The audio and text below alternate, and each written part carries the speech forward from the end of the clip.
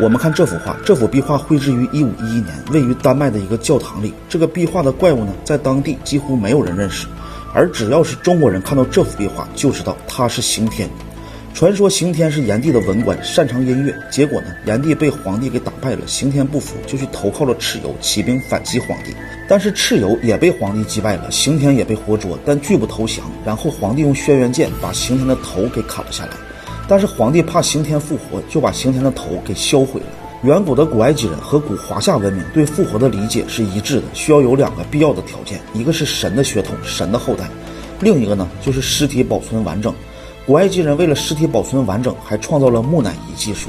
但是刑天呢，他没有神的血统，也没有完整的尸体。但是《山海经》中说，刑天忠于炎帝的信念还是感动了天地，以双乳为眼，以肚脐为口，再战皇帝。但是刑天他原本就是一个文官，他哪里懂得搏杀的技巧呢？并且他的假眼睛根本就看不见东西，所以他的动作在皇帝看来就像是跳舞一样。然后皇帝反而没有再次杀死刑天，于是刑天就这样变成了一个无头的怪物，变成了一个悲情的英雄。刑天的故事被记载在《山海经·海外西经》中，也就是说，按照《山海经》的世界观，刑天的故事发生在中国的西方海外。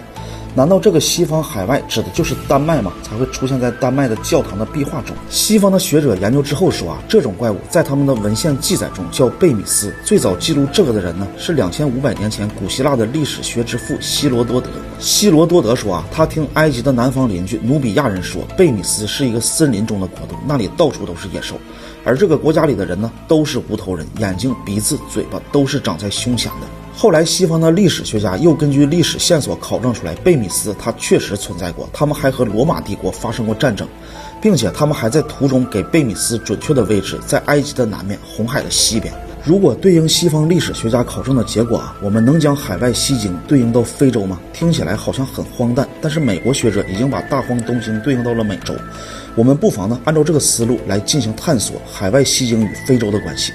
我们先来看看《山海经·西经3次》里的记载。西海中有一种鱼叫做文鳐鱼，是长着鸟儿一样翅膀的飞鱼，苍蓝色的花纹，白色的头，鸟一样的红色嘴，偶尔会从西海游到东海。这个细节让我们似乎有点头绪了，但是我们要弄明白《山海经》里写的西海是哪里。有的专家认为呢是青海湖，有的专家推测是里海和黑海，但是这些答案按照这条记录我们去对应，似乎它都不靠谱。因为原文中写到文鳐鱼它经常从西海游到东海，证明这个西海和东海呢应该是相通的。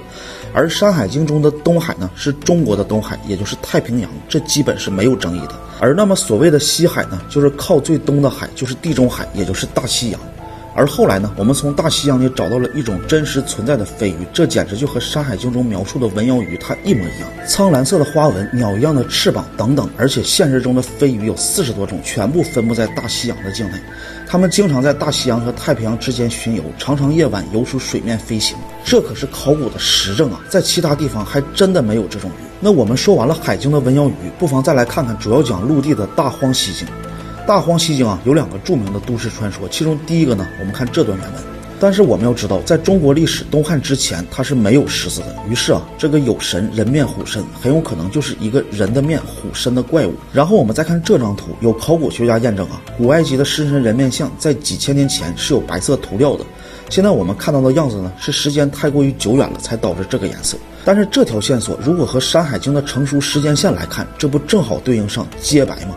现代的考古学家又说，金字塔是用浮力修建的，因为在几千年前这个地方它是有运河的，这不正符合了这句话，其下有弱水之源环池吗？然后地质考古学家又说，曾经的尼罗河之外的10公里就是炎热的沙漠，沙漠的沙丘还被尼罗河周围的植被所阻挡，原来金字塔区是一个绿荫的公园。后来这些植物被破坏了，随之久而久之变成了现在的样子。但是曾经这片区域它不也正是其外有炎火之山吗？这也太形象了。如果现在要是去撒哈拉沙漠转上一圈，都知道那里是什么温度。但如果再往下看，你会觉得这些真的不是巧合了，因为在《山海经·大荒西经》里还记载过有黑种人的存在。劳民国在其北，其为人黑，亦曰在毛民北，其人面手足尽黑。我们都知道中国自古以来它都是黄种人，那么《山海经》的这个劳民国描写的是不是就是非洲的黑人呢？《山海经》中所描绘的地理已经写到了美洲的山脉，这个已经被美国的历史学家验证得非常准确。今天我们来推测的内容是《山海经》里还有非洲的部分，那么4、5千年前的古人他们是怎么跑遍全球的呢？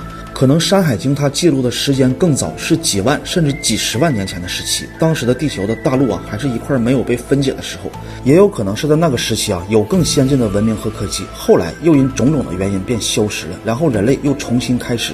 所以《山海经》呢，很有可能就是我们人类丢失的上一个文明，或者是和我们这个文明的过渡阶段的记载，要不然很多的内容真的是解释不通。《山海经》除了美洲和非洲，还记载有哪里呢？我们可以在评论区里探讨。喜欢《山海经》这本书可以看一下我推荐的这个版本，内容很全，18卷的全卷，有彩图、有注解、有翻译，大人小孩都能看懂，我就放在购物车里了。